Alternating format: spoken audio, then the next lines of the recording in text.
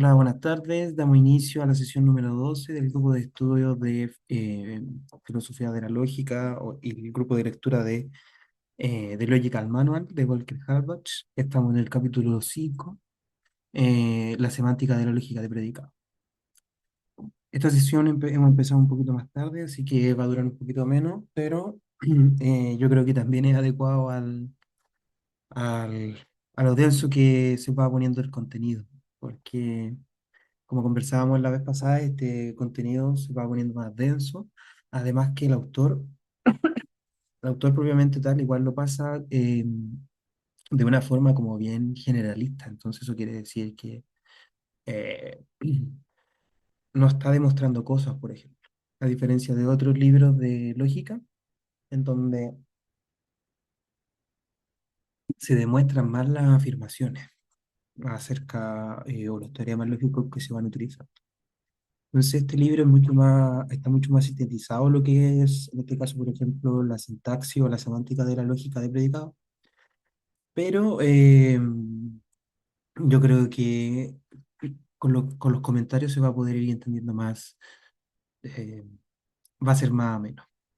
Entonces, yo sé que quedamos un poquito más adelante, pero quiero repasar esta idea. Y es que en este lenguaje L2, que es el lenguaje de la lógica de predicado, las últimas letras del abecedario, sí, fíjense que aquí, por ejemplo, le asignan una asignación como tal, no lo está utilizando como variable, sino como nombre, ¿sí? Entonces, esto es a lo que me refería aquí yo, que puede ir a minúscula, podría esto ir A, B, C, D, así, ¿cierto? Que al final da lo mismo qué letra uno utilice como variable o como nombre propio, como elemento, mientras uno tenga claro la distinción conceptual entre variable y, no me acuerdo cómo es la palabra específica que utiliza el autor, que es variable y objeto, aquí está, constante. Aquí está en el tab, ¿sí? Entonces, mientras la constante hace referencia a un objeto como tal, ¿sí? El valor semántico, la variable ni siquiera está incluida en este cuadro, ¿sí? No sé si se acuerdan que hay una parte en la que el autor dice, y no incluyo la variable dentro del cuadro porque propiamente tal la variable no tiene un valor semántico, ¿sí? Porque la variable puede ser cualquier cosa. No sé si eso queda claro, o lo profundizamos un poco más, o hay algo que no se Sí, entiende. no, sí se entiende. Además que la semana pasada igual conversamos de eso. Sí. Así, claro, pues ahí viene la pregunta que tú hiciste, ¿cierto? Tú me dijiste si, que creí, como opinión personal, que creía yo si las expresiones del lenguaje L2 capturaban todos los aspectos filosóficos de las palabras, y claro, no. Hay conceptos no se pueden capturar en el lenguaje L2. Entonces, aquí uno de esos ejemplos son los conceptos, por ejemplo, de necesidad y posibilidad. No quedan, no quedan cubiertos por las expresiones del lenguaje L2. Pero sí, esas palabras, la necesidad y la posibilidad, tienen valores semánticos, ¿sí? Entonces, si queremos representar esos valores semánticos, tenemos que extender este lenguaje L2. Es decir, tenemos que hacer un nuevo lenguaje L3 donde incluyamos otros tipos de expresiones y les vamos a añadir un símbolo y definiciones a esos conceptos, a esos valores semánticos que yo estoy mencionando. Por eso se habla de las lógicas, ¿sí? Por eso se habla de que hay varias lógicas, porque eh, en términos como metalógico, una lógica es eh, un conjunto de reglas, como un conjunto de sintaxis y un conjunto de semántica, de significado. Entonces, prácticamente esto que está haciendo el autor así de poner una tabla. Esta expresión del lenguaje L2 tiene este valor semántico. Y otra lógica va a tener otra tabla diferente, ¿cierto? La tabla L1, o sea, perdón, la tabla que uno haga de esto para la lógica proposicional, es decir, la lógica L1. Ah, pero creo que no sé si estoy grabando. Sí, sí estoy grabando. Eh, Va a tener otras expresiones aquí. Por ejemplo, eh, no sé, pues la noción de eh, existencia o unicidad. Así que eso, pues, y lo siguiente, entonces, después, dejando claro ese aspecto, eh, una vez que uno hace este como tipo diccionario, ¿cierto? Donde le da una correspondencia de objeto, entonces a cada objeto le estamos asignando una letra con la cual identificarlo. Y entonces, eh, este es un ejemplo por si acaso, ¿sí? Totalmente depende del dominio de discurso, que es lo que está acá, ese D sub A, el dominio de discurso de A. Entonces, por ejemplo, A en este caso sería el español, porque estas palabras están en español. Y el dominio de discurso sería la correspondencia que le estamos haciendo. ¿Se entiende eso? Sí, ¿Sí? sí, sí. Entonces, por ejemplo, aquí el autor dice, y comienza con esta letra cursiva, porque es una definición prácticamente. ¿Sí? Tanto en el texto original yo mantuve la cursiva, porque la voy a destacar ahí, porque eso es una definición. Entonces dice, yo escribiré esto, ¿cierto? Como el valor absoluto, ¿no? Que no sé cómo decirlo, olvidé buscar eso, pero no sé cómo llamarle esto lógicamente, ¿sí? Entonces aquí el autor quizás le faltó eso, pues escribiré con comillas, refiriéndose a cómo va a nombrar eso, para referirme al valor semántico de la expresión E en la estructura L2 bajo la asignación de variable alfa sobre A. Entonces, alfa es la asignación, esto que uno está haciendo, y A es en este caso, por ejemplo, eh, no sé, pues en este caso el español, este tipo de caracteres. Entonces, lo que uno está haciendo, al igual como lo hacíamos en la lógica proposicional L1, lo que uno está tratando de hacer es como capturar la estructura de lo que tiene el lenguaje natural. Sí, entonces en el lenguaje natural, en el español particularmente, la distinción entre Roma, París, Berlín, Londres, es que el valor semántico que tienen. ¿Sí? Podríamos decir una, son ciudades, otra, además de ser ciudades, son capitales, ¿sí? Y otra, por ejemplo, no sé, por un criterio ya gramatical, son nombres propios. Entonces, pero lo importante que quiero que quede claro es en esta anotación, ¿sí? En la definición que está haciendo aquí el autor, qué significa esa A y esa alfa. Esa alfa es la asignación. Y esa A es, por así decirlo, como lo mencioné aquí mm, mm, mm, acá, ¿cierto? Una asignación de variables sobre una estructura L2, que es lo que está acá arriba. Mm, mm, acá, ¿sí? Y está en cursiva también porque también podría ser es una definición prácticamente. Entonces dice una asignación de variables sobre una estructura L2 A asigna a cada variable un elemento del dominio de A. Ocasionalmente omitiré la especificación sobre la estructura, sí, porque se sobreentiende después con el tiempo, cuando el contexto deje en claro a qué estructura se hace referencia, ¿ya? Y esto es importante porque esto de estructura eh, es como, para hacer una analogía, si se permite, es como el metalenguaje que estamos utilizando, porque Eh, paradojas como la del mentiroso, sí, esto es en el sentido tarskiano, la paradoja del mentiroso, se resuelve según la correspondencia con la realidad del enunciado en función de la estructura. Es decir, una estructura que me permita determinar si en efecto el mentiroso es mentiroso o no. No sé si conocen la paradoja del mentiroso.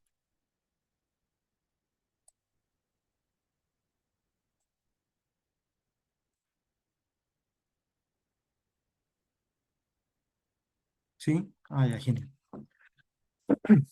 Entonces,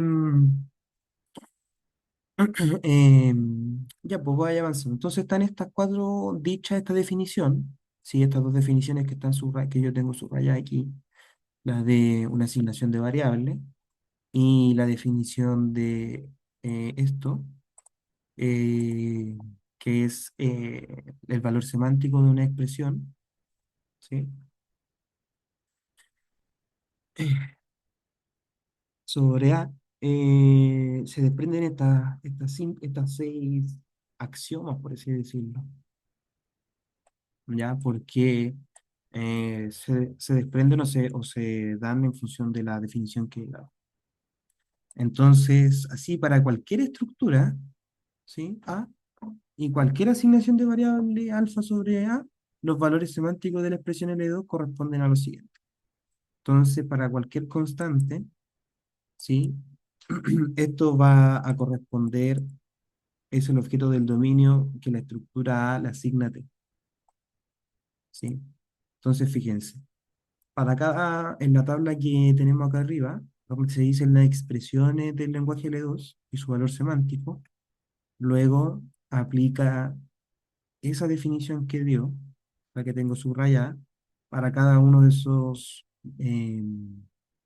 conceptos. Para la constante, para la variable, sí lo voy a subrayar acá en el texto en inglés, porque acá lo puedo subrayar.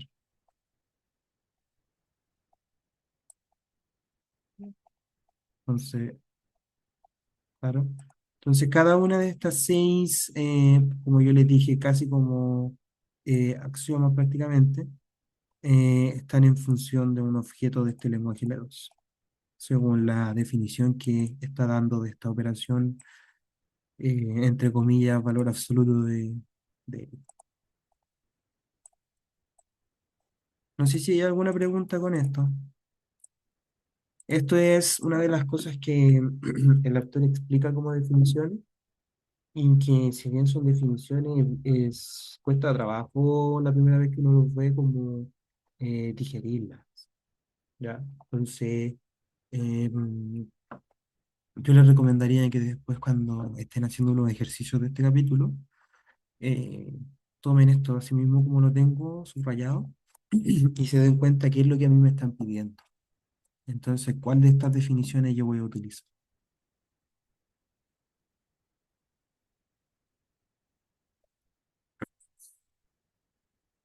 No sé si hay alguna pregunta.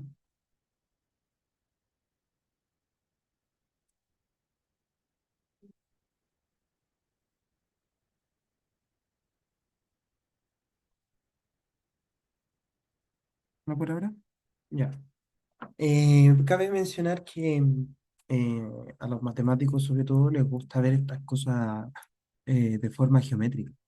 Entonces, esta nota, eso está relacionado con esta nota que dice el autor aquí.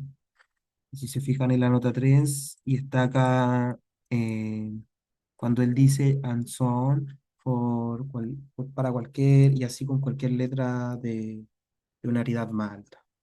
¿Sí? Así sucesivamente para letras predicativas de mayor aridad. Y esa letra, fíjense lo que dice, que acá no la tengo, sí la tengo traducida. Genial.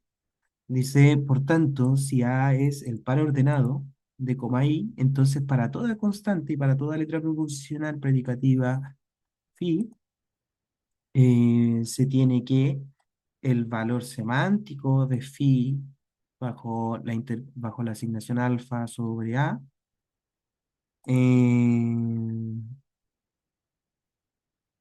es igual. Sí, ahí faltó, claro. Eso me quedé pegado porque ahí dice un menos, pero es un igual. Sí. Fíjense la definición acá en el texto en inglés. ¿sí? El valor de verdad perdón, el valor semántico de phi bajo alfa bajo el dominio de A es igual como si yo aplicara la función i en, evaluándolo en phi, ¿sí? Esto es lo que se expresa en uno y en 3 al 4. Entonces nos dice que esto que subrayé acá abajo, o sea, lo podría cambiar de subrayado, aplica para el uno y aplica para el 3 y el 4,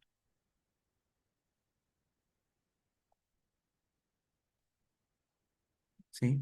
Entonces, por ejemplo, fíjense que fíjense que lo que dice la 3 para cualquier, voy a volver, ahí. Para toda letra proposicional phi, aplicar esa operación es el valor de verdad que puede ser verdadero o falso. Es decir, la tabla, lo que nosotros estábamos acostumbrados a ver desde la lógica proposicional, ¿ya? Entonces esto es como la función, es como prácticamente una generalización de aplicar la función veritativa que utilizábamos en los capítulos de la lógica proposicional, ¿sí? Porque le decía yo que se utiliza como en otra notación, se utiliza la función veracidad, que es la función sigma, ¿ya? Ah, y aquí va el comentario de los matemáticos porque, por esto, por pan ordenado, ¿sí? Por darle como un orden geométrico en el sentido cartesiano eh, a esta operación, ¿sí? No sé si hay una pregunta, hasta ahí termina la parte 5.1. Ven que yo les digo que, no sé si están de acuerdo conmigo, pero que resumí bastante el primer capítulo, o sea, la primera parte del quinto capítulo, y aún así tomó bastante tiempo. Entonces, y eso que no me dediqué a leer cada una de estas, sí, porque lo hicimos en la sesión pasada. No sé si hay alguna duda, si no pasamos a verdad. ¿Sí? ¿Pasamos a verdad? Pasemos, excelente. Entonces, como ya dijimos que está por la nota anterior, que acabo de leer, ¿cierto? La función, esto que estamos diciendo, me da el valor semántico para variables, para consonante, para sentencia, para letras predicativas, ¿sí? Y en esta sección, esto va a ser extendido también a fórmulas complejas, es decir, aquellas que no son simplemente letras proposicionales. ¿Sí? Entonces, las fórmulas más complejas que resultan de eh, utilizar los cuantificadores, el para todo y el existe, y los conectivos como el y, el o, el implica, el sí solo sí, ahora también le vamos a poder aplicar esta función a combinaciones de ellas, mientras sean una fórmula bien formada. Entonces, eso implica que en términos gráficos vamos a tener tablas de verdad, po, y vamos a tener una correspondiente tabla de verdad asociada a aplicar esta función a eh, fórmulas más complejas.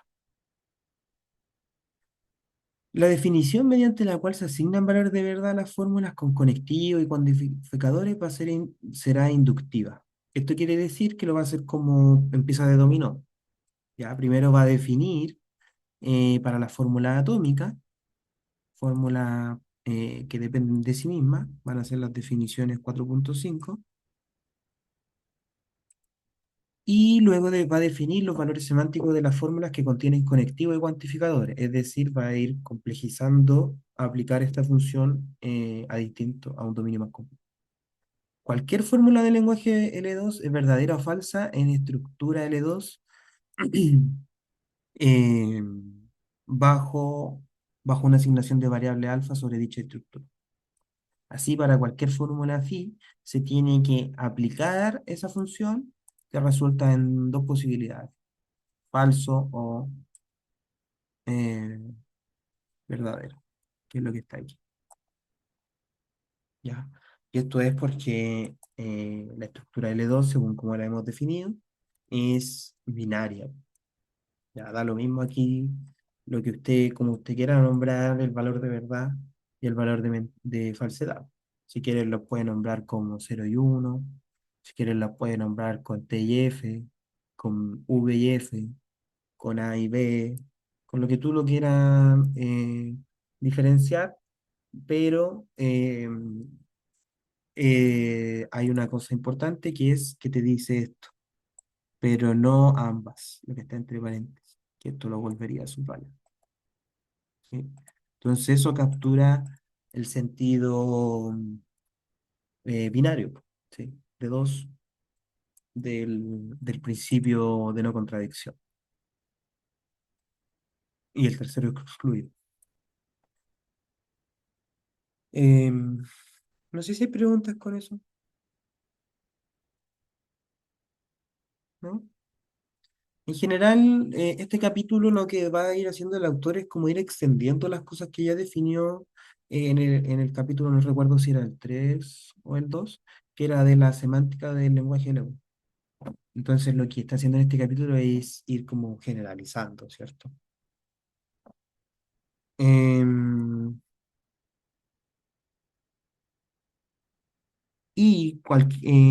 así para cualquier fórmula phi se tiene que aplicar, esa función va a dar verdadero o falso, pero no ambas. A menudo se interpreta que la función de phi de alfa sobre a igual verdadero significa que a satisface a phi en a, ¿sí? Entonces, este uso del término satisfacer se inspira en expresiones como la propiedad de ser rojo es satisfecha por la manzana. ¿Ya? Y esto yo creo que es un poco... aquí esto es un punto seguido, ¿no? Yo lo tenía como punto aparte. ¿Sí? O por la ecuación x al cuadrado igual y es satisfecha por 3 y 9. ¿Ya? Fíjense que esto es filosófico, esto, ¿ah? Esto, ¿por qué? Porque, o sea, es lógico en el sentido en que está definiendo el lenguaje L2, pero según esta característica que está haciendo él, filosófico en el sentido que, ¿qué tipo de enunciado es FIP? ¿Sí? Porque él está equiparando, fíjense, equiparando dos tipos de enunciados, que uno es algo de la realidad, o sea, me refiero a la realidad material, y otra a enunciado de la matemática. ¿Sí? Que eso implica que está tratando, equiparando ambos tipos de enunciados. No sé si se explica lo que estoy diciendo. Como dice,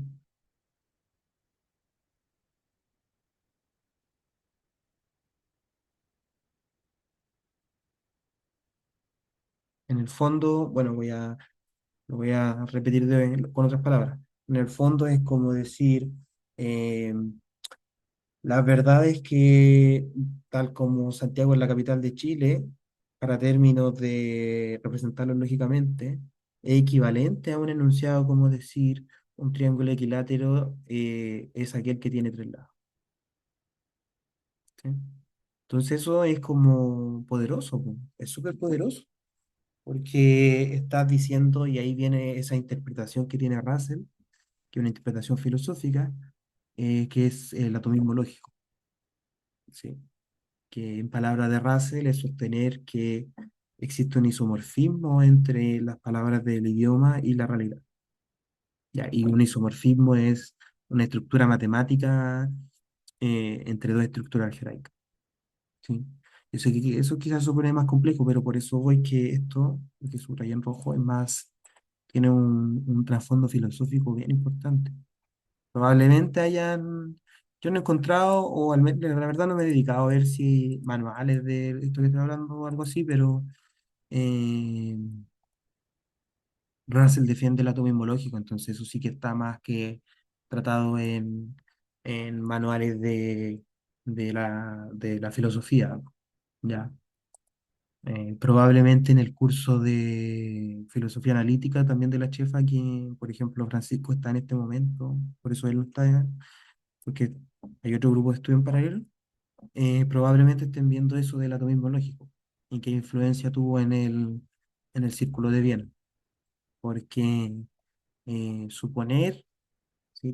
Suponer esa tesis filosófica de que las palabras tienen una relación con la realidad directa es muy poderoso. Sí, entrega mucho poder a la lógica y su poder de capturar estructuras argumentales. Ya. Recordemos que la definición de lógica es como, como aceptada, más aceptada, entre comillas, es ciencia que estudia el razonamiento o la forma de argumentar en otra. Entonces, eso con ese comentario, ya por si eh, le llama la atención. Ya, si le llama más la atención, le recomiendo que revisen, por ejemplo, no sé, por la página de Wikipedia del atomismo lógico o la página de la Stanford Encyclopedia of Philosophy, de eh, la página web. Y esa ya es mucho más técnica, con mucha más bibliografía, sí, más completa. Ya, así que avanzo. El valor de verdad de la fórmula atómica, es decir, de oraciones como el predicado de B o eh, X en relación con C, se definen del siguiente modo. El predicado de B o, por ejemplo, es verdadera si, solo si el objeto asignado a B está en la extensión, es decir, valor semántico del predicado. ¿Sí? ¿A qué se refiere con esto? Que eh, el predicado, o sea, lo que yo estoy metiendo de B, sea eh, de la extensión de ese predicado.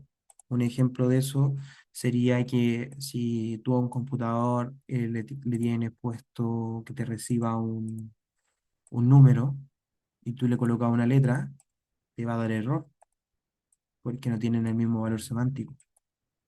¿Sí? Si tú estás haciendo un programa en Python, por ejemplo. Lo mismo no es lo mismo un número flotante que un punto flotante que un número entero. Ahí no sé cómo volver a subrayar un amarillo.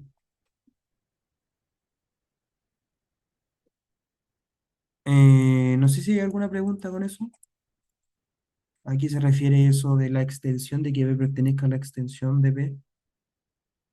Al final es como que pertenezca al discurso. O sea, si el predicado habla de, no sé, números, como lo que decía, no puedo evaluar una letra. ¿Sí? Lo mismo si, por ejemplo, el predicado es ser capital, no tiene sentido evaluar la verdad de evaluar, no sé, triángulos. ¿Se entiende o no? Se conectó Ignacio. Sí, sí se entiende. Disculpa, por cierto, la tardanza. No, no te preocupes para nada, no hay problema. Total, después esto queda grabado, lo va a poder ver en el YouTube, así que no hay problema. ¿Se entiende eso de entonces de la extensión? ¿Sí? Si lo entiendo es que el objeto de la relación tiene que estar como en el dominio semánticamente. O Claro, sea, como tú mismo dabas el ejemplo, si la relación, por ejemplo, es, no sé, ser un, ser un avión, no puedo hablar de cosas que no están relacionadas a esa, como en el mismo dominio de esa relación. claro. O no tendría mucho sentido, ¿cierto? Claro, sí. Claro. Entonces, el autor hace esa salvedad aquí, que es importante eso, tenerlo a la vista. Entonces, a ver, eh, ya, entonces decir, evaluar B es un elemento del conjunto, evaluar el predicado. Sí, esto que está acá. Me perdonarán, yo sé que para los ojos no es muy bonito el subrayado en rojo, pero no veo cómo cambiarlo. Entonces, ¿eso qué dice ahí? Porque recuerden que esta función esta función que es como el valor absoluto, puedo evaluar cualquier objeto de la estructura L2. Puedo evaluar constantes, como puedo meter un predicado. Entonces, eh, quiere decir esto que esto es un elemento de todo. ¿Ya? De esta manera análoga, un predicado de variedad 2 con una variable y una constante, o al menos que se hace una variable, es verdadera si solo si el par ordenado, por aplicar la función, es decir, el par que tiene como primer componente el valor de x, como segundo componente el valor de c, pertenecen a la extensión de R2. Esto es la relación R2 evaluada en esa función. ¿Sí? Entonces ahí también está esto que la visibilidad geométrica que uno puede hacer a esto, ¿ya? Porque recuerden que la geometría es estudiada en sí misma por toda un área de la matemática. Entonces, eso. Eh, si quieren hacer como una analogía geométrica, si yo quiero representar en par ordenado las palabras, eso quiere decir que el eje de las palabras que son capitales, por ejemplo, es perpendicular a un eje de la ciudad, de los países. ¿Sí? Entonces, si yo estoy graficando en un espacio palabras o sentencias, eh, en el eje en el que estén países no van a estar las ciudades y en el eje que estén las ciudades no van a estar los países. Y si yo agrego otro tercer eje que sea el nombre de una persona, donde vive. ¿Sí? Entonces, eso también es una forma como geométrica de verlo. ¿A qué se refiere eso de la extensión semántica? ¿Sí? Como a qué eje pertenece. ¿Ya? Em, ¿Dónde quedé? En la oración, el predicado de A, la letra predicativa unaria P1, recibe una relación unaria, es decir, un conjunto como su extensión, valor semántico. Asumiré que evaluar esta relación es el conjunto Roma, Londres, París, y que A, evaluado en la función, es Roma, ¿ya? Recuerden que esto es supongo que es siguiendo esto, ¿ya? Asumiendo eso. Em, Bajo esa suposición, el predicado de A es verdadera porque Roma pertenece al conjunto Roma, Londres, París. Es decir, alfa evaluado en la función pertenece a el predicado evaluado en la función. ¿Sí? El caso de las letras predicativas unarias queda cubierto por la siguiente cláusula, ya que eh, la función evaluada en A es lo mismo que el punto prácticamente, ¿cierto? Porque esto no es un par ordenado. Según la convención estipulada en la página 15, donde se establece que el par con la pura letra y D son lo mismo para cualquier objeto D, ¿sí? Y aquí esto se me cruza el texto por el látex, así que esa parte la vamos a ver para el texto original. Entonces aquí viene una definición, ¿sí? No está en cursiva. Entonces, ¿qué me dice? Me dice, si tú evalúas esto, que es phi de t de tn, e igual a t, es decir, verdadero, si solo si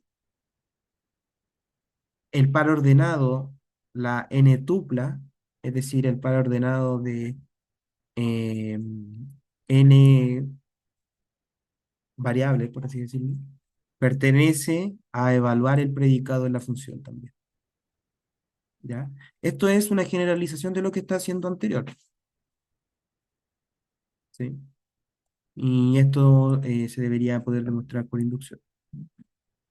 Eso es lo que yo voy, que aquí el autor no va demostrando todo. Ya, pero esto que está aquí es una generalización de esta definición que hace acá arriba. Entonces, donde phi es un predicativo enario, ¿ya?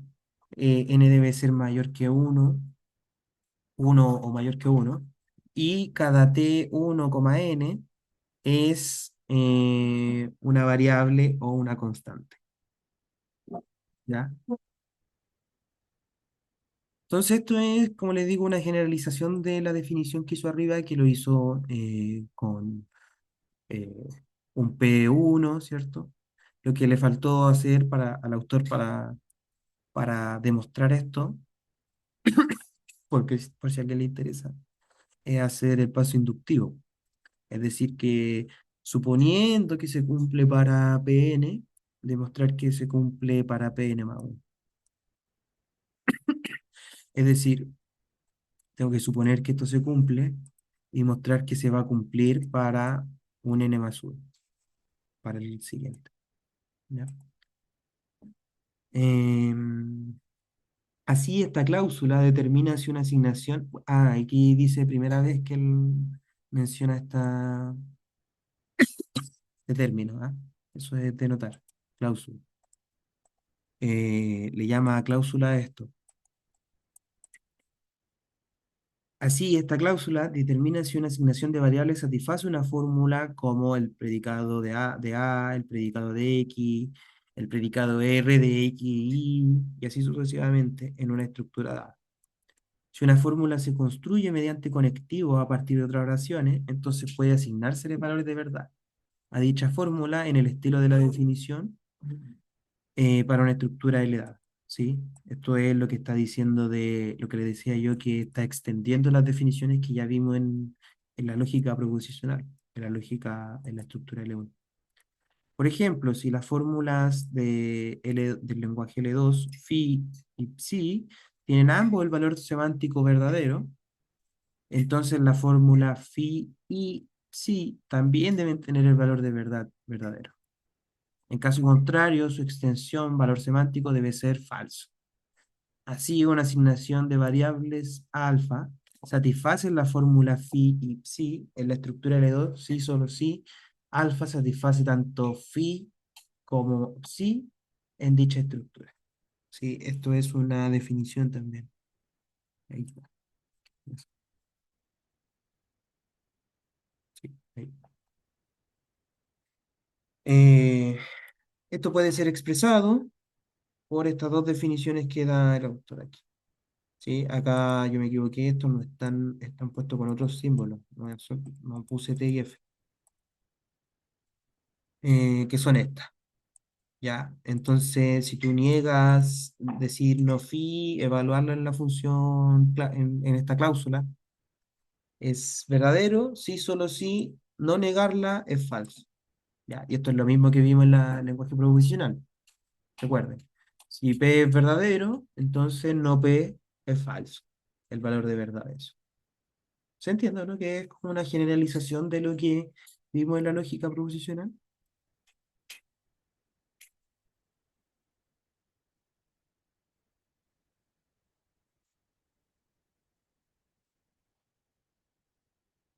Y la 2 es una generalización del conectivo IP,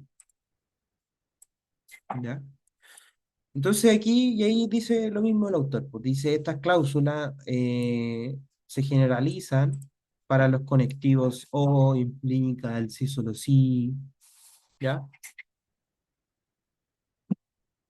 Ahora, la siguiente pregunta es, bueno, ¿y qué pasa con los cuantificadores? ¿Ya? Y es la pregunta que hace el autor aquí.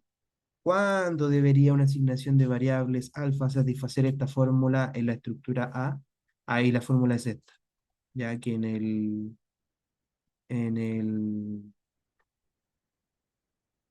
se llama? Ahí está, ¿sí? Se me cortó en el lápiz. Existe un X que satisface la relación de X con Y, ¿sí?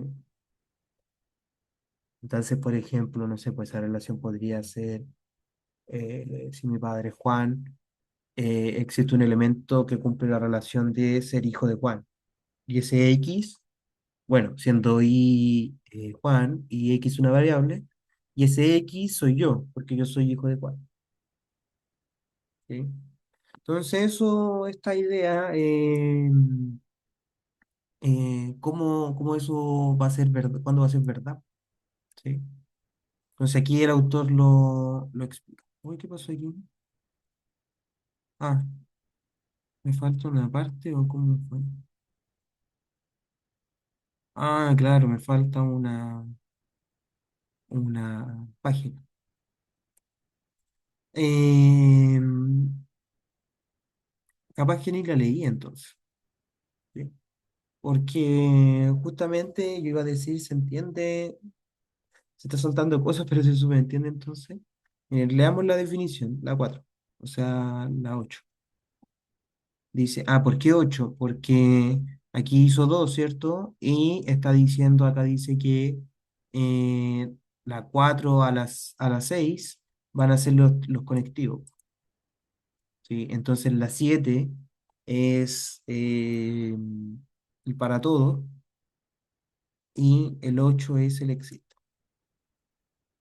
Entonces fíjese la definición y dice, existe un X en phi, ¿sí?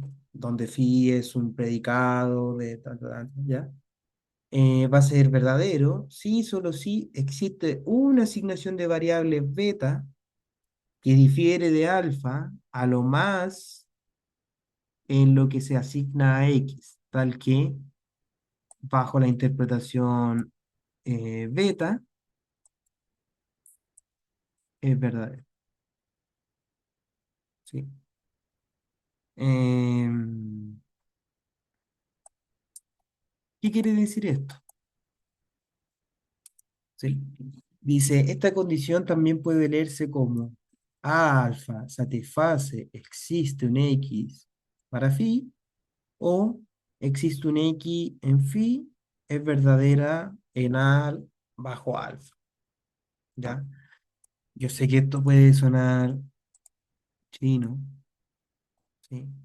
Pero se va a entender a la medida en que veamos ejemplos, ¿ya? Porque es exactamente lo que hemos visto en los capítulos anteriores. Eh, entonces, respecto a las asignaciones anteriores, esta página no recuerdo haber leído. Que son dos asignaciones, pues, claro.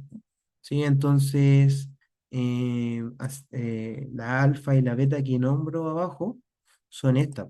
Recuerden que esta entonces va a ser la asignación alfa y esta va a ser la asignación beta, ¿ya?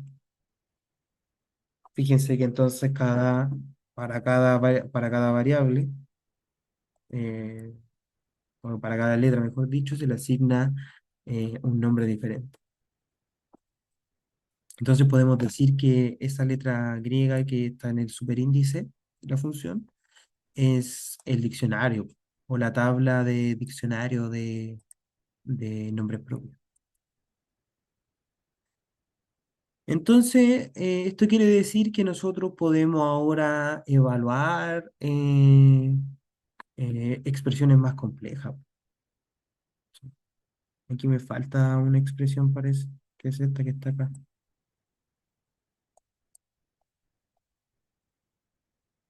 Em, entonces, esta cláusula refleja la interpretación informal de que existe un X en phi como existe un X tal que phi. Para que exista un X en phi sea verdadera, debe asignarse a la variable X un valor tal que phi resulte verdadera. Phi puede contener también otras variables y la verdad de phi puede depender de esas otras. Por eso consideramos solo asignaciones beta que difieren de alfa a lo más en el valor de X, es decir, en la alguna. Los valores de las demás variables deben permanecer sin cambios para mantener constantes las condiciones. La definición del valor de verdad de una fórmula cuantificada universalmente está estrechamente relacionada con la cláusula para existe. Este párrafo yo creo que es importante también porque es un buen comentario, ¿sí? Y esto quiere decir que hay una relación como, así como hay una relación eh, entre las tablas de verdad del y el implica, ¿sí? Yo, por ejemplo, puedo definir perdón, el o y el implica, ¿sí? Yo puedo definir la fórmula P implica Q, la puedo escribir con un o. Recuerden que eso es verdad cuando el consecuente es verdadero, es decir, Q, o no P, es decir, el antecedente es falso. Entonces ahí yo tengo dos fórmulas que son equivalentes, tienen la misma tabla de verdad. Y acá es, claro, eso. Me dice, se me fue ese, porque estaba diciendo eso, pero era por una generalización de esto. Ah, por la relación que hay entre el para todo y el existe, ¿sí? Porque semánticamente hay una relación entre decir todos y existe, ¿sí? Porque decir para todos es decir todos los que existen, ¿sí? Entonces, eh, y ahí hay una correlación entre, por ejemplo, si yo quiero probar un enunciado que implica un para todo, o sea, perdón, si lo quiero dementir, tengo que mostrar un contraejemplo, mostrar que existe al menos uno que no cumple la condición. ¿Sí? Eso se ve reflejado, queda capturado semánticamente en cómo nosotros definimos estos dos cuantificados. No sé si me explico con eso.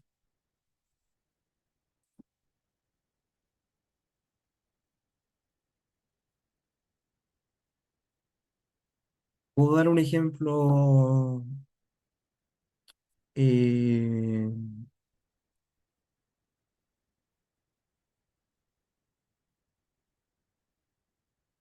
a ver.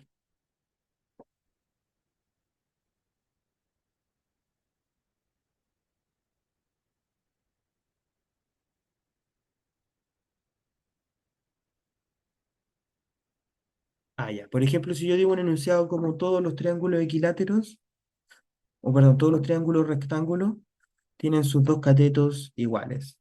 ¿Sí? El triángulo rectángulo es el que tiene un ángulo recto. Y si yo digo todos los triángulos rectángulos tienen los catetos iguales.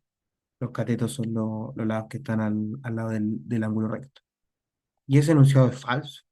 Entonces, para mostrar que es falso, yo tengo que mostrar que existe al menos uno que no cumple esa condición. ¿Y existe uno? Sí. Te puedo mostrar el triángulo pitagórico, donde los catetos son 3, 4 y la hipotenusa es 5. Y ese triángulo cumple la condición de ser rectángulo, pero sus catetos son diferentes. ¿Sí? Entonces ahí se captura esa esencia de esa relación entre la conexión semántica que hay entre un enunciado universal y un enunciado particular. No sé si se entendió con el ejemplo.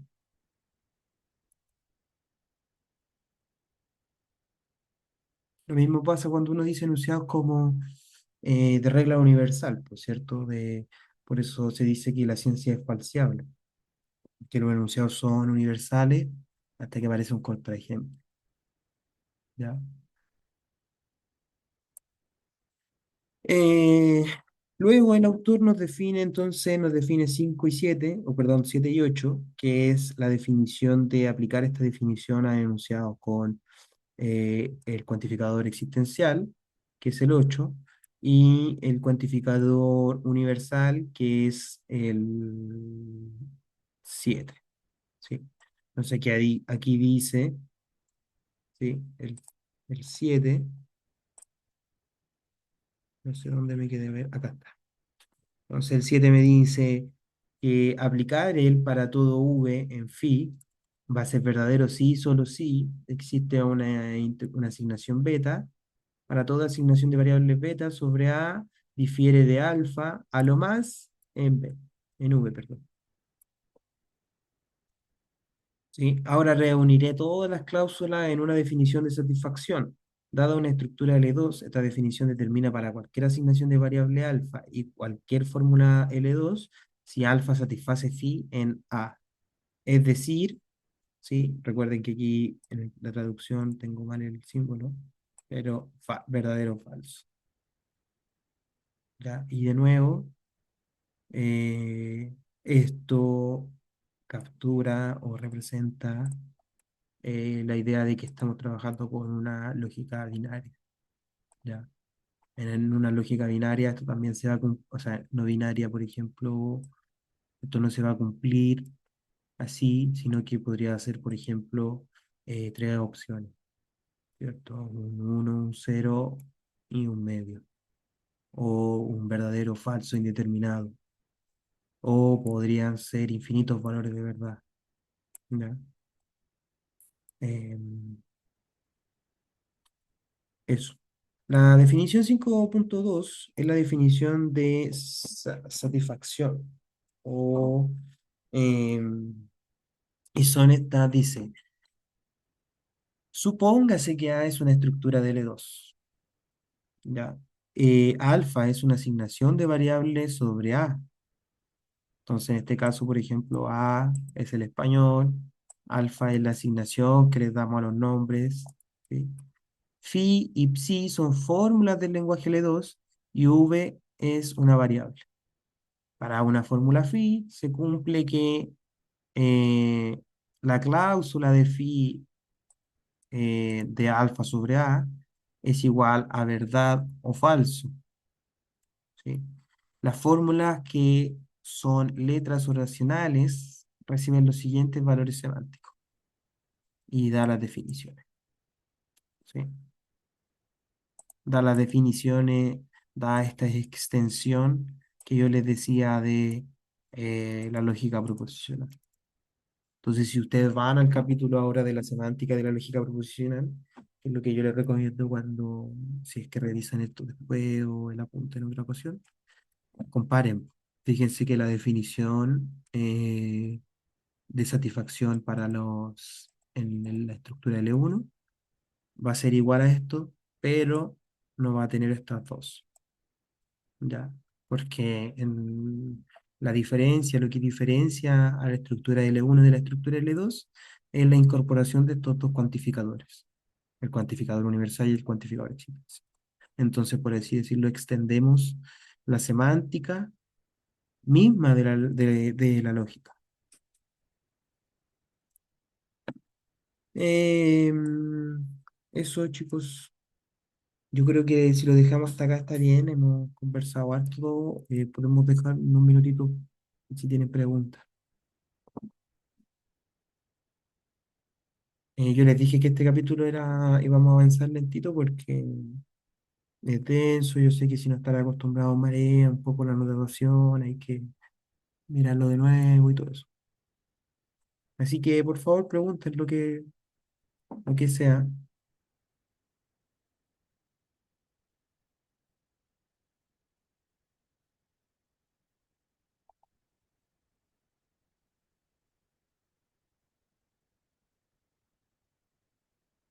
No,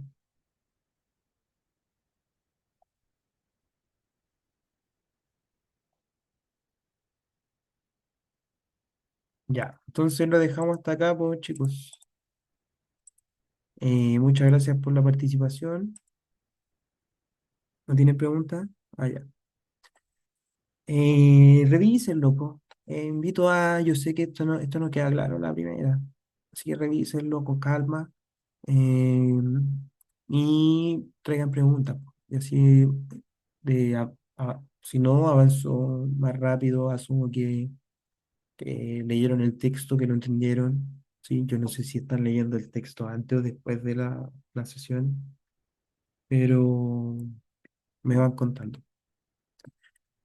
Así que eso, la próxima semana nos vamos a reunir exactamente a las 6:30, yo creo. Pretendo, si no llueve, no pasa nada, no debería atrasar. Quiero recordar algo que no recordé al inicio, y es que el plazo para el Congreso de Estudiantes de Filosofía Analítica, el CEFA, se extendió para hasta el 8 de agosto, si no me equivoco. Ya, entonces, pues si alguien que está viendo este video eh, quiere participar, está abierta la recepción de trabajo todavía. Cualquier información la pueden ver en la página misma del CEFA o en la página de la chefa, tanto en la página web como en la página de Instagram. Así que eso, pues muchas gracias por la participación. Hemos avanzado harto, sí, aunque no lo crean, entender de todo lo que estamos hablando requiere trabajo y dándole vuelta a la idea, así que los felicito igual por la constancia. Nos estamos viendo la otra semana. Cuídense, chao, chao. Chao, Ariel, gracias. Chao.